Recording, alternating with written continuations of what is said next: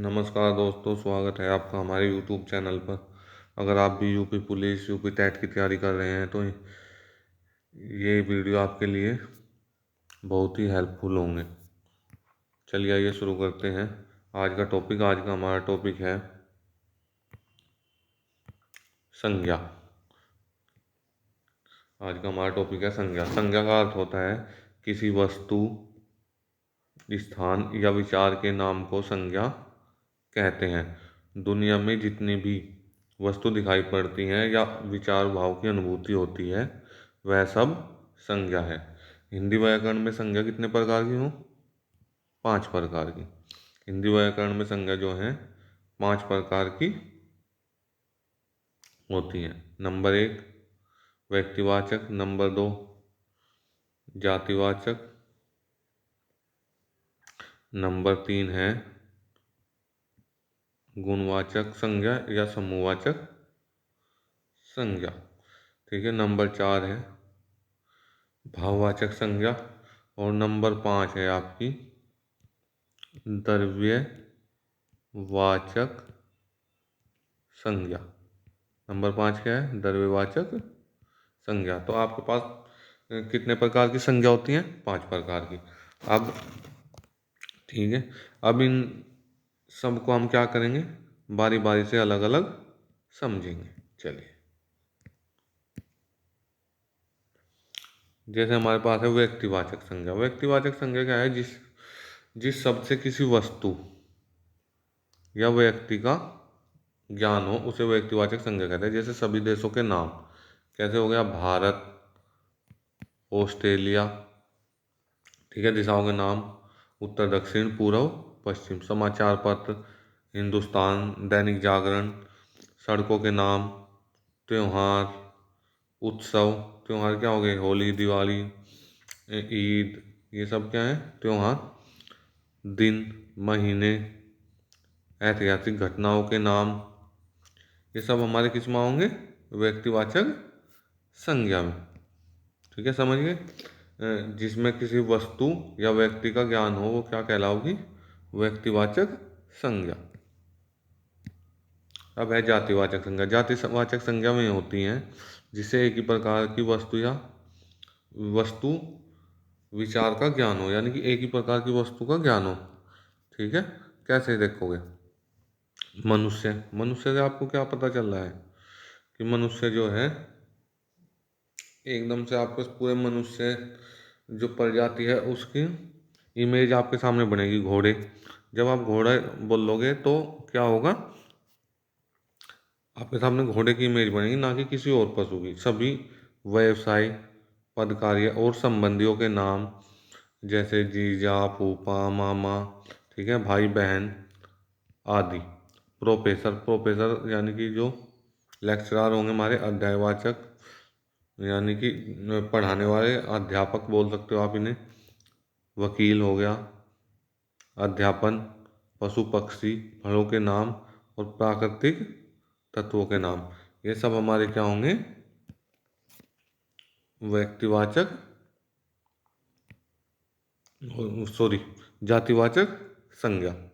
ठीक है। चलिए आगे चलते हैं। अब क्या आपके पास समूहवाचक। समूह का से ही आपको पता चल रहा होगा, समूह जिससे किसी समूह का ज्ञान हो, यानी कि पूरे समूह का ज्ञान हो उसे आप समूहवाचक संज्ञा बोलोगे। ठीक है। अब देखिए, समूहवाचक संज्ञा जिस शब्द से या जिस संज्ञा से किसी वस्तु के 2 बार लिख दिया, वस्तु के गुण या व्यक्तियों के समूह का ज्ञान हो। ठीक है। अभी मैंने बताया समूहवाचक संज्ञा क्या होगी। जैसे आप क्या बोल सको? गुणवाचक संज्ञा भी बोल सको। ठीक है। ठीक है, यानी कि समूह का या गुण का ज्ञान होगा तो वो समूहवाचक संज्ञा कहलाओगी। जैसे सभा, सभा में बहुत सारे आदमी होंगे। दल, गिरोह, कुंज, बगीचा, समिति, कंपनी, आर्मी, काफिला, मंडल, घरौंदा आदि, ये सब क्या है? हमारे समूहवाचक संज्ञा है। अब देख लेते हैं भाववाचक। भाववाचक का मतलब है जिस किसी को देख कर जो है आपके मन से जो है भाव की अनुभूति हो, उसे भाववाचक संज्ञा कहते हैं।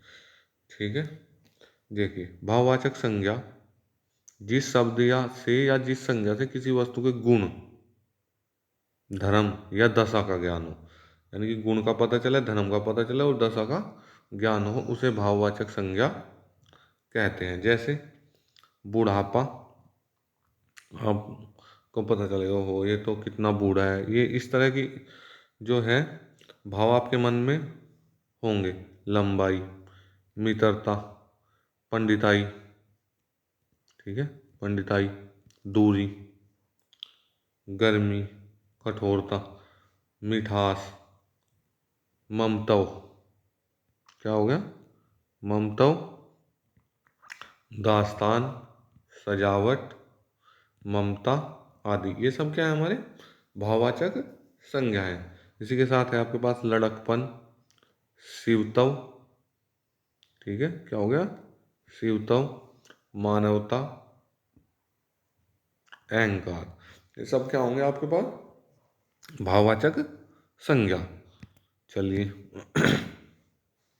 अब देख लेते हैं द्रव्यवाचक संज्ञा। द्रव्य का मतलब है जो द्रव है हमारे पास, ठीक है।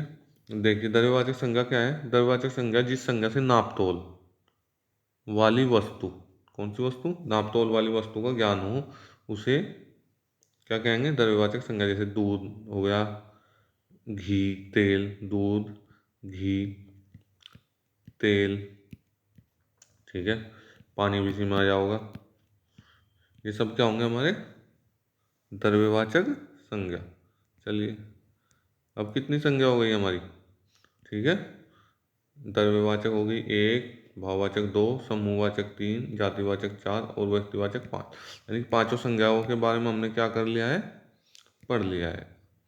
ठीक है, आइए अब देखते हैं जातिवाचक से व्यक्तिवाचक बनी संज्ञा। जो पहले क्या थी, जातिवाचक थी, लेकिन अब क्या बन गई है, व्यक्तिवाचक। जैसे गोस्वामी तुलसीदास, अब ये क्या है, ये एक नाम हो गया है। ठीक है, देवी, पहले जो है दुर्गा क्या थी, देवी थी, लेकिन अब क्या है, दुर्गा एक नाम हो गया। गणेश नाम है, ठीक है, हिमालय भी क्या है, नाम है। ये कुछ संज्ञाएं हैं जो पहले जातिवाचक थी और अब क्या बन गई हैं, व्यक्तिवाचक। चलिए ऐसे ही देख लेते हैं। व्यक्तिवाचक से जातिवाचक बनी संज्ञा। ठीक है, पहले जो जयचंद था क्या था, नाम था, लेकिन अब क्या है, जयचंद जातिवाचक संज्ञा। रावण पहले नाम था, अब क्या है, जातिवाचक है, रावण का नाम लेते हैं, ऐसी इमेज बन जाएगा कि ये सब कैसे हैं, रावण जैसे है। कन्हैया, भीम, जैसे बोल देते हैं कि तू तो भाई बहुत बड़ा भीम है, या तू तो बहुत बड़ा हरिश्चंद्र है। तो ये सब क्या बन गई हैं अब, जातिवाचक संज्ञा। ठीक है, ये था हमारा संज्ञा का कंप्लीट वीडियो। अब हम इसका क्या करेंगे, मॉक टेस्ट लेंगे, ठीक है, और आप इसे अच्छे से क्या कर लेंगे, स्टडी कर लेंगे। उसके बाद आप क्या करोगे, मॉक टेस्ट लगाओगे, जिसमें हमारे 20 क्वेश्चन होंगे। ठीक है, ऐसे ही जो है आप क्या करोगे, मॉक टेस्ट लगाओगे। चलिए 2 मॉक टेस्ट रख लेते हैं 20-20 नंबर के, ये करेंगे हम। चलिए धन्यवाद। वह अगर आप यूपी पुलिस की तैयारी कर रहे हैं तो आपको किसी और चैनल पर हिंदी पढ़ने की आवश्यकता नहीं पड़ेगी। आपके 37 या 38 नंबर की जो हिंदी होगी वो पूरी इसी चैनल से आपकी कंप्लीट हो जाएगी। चलिए धन्यवाद।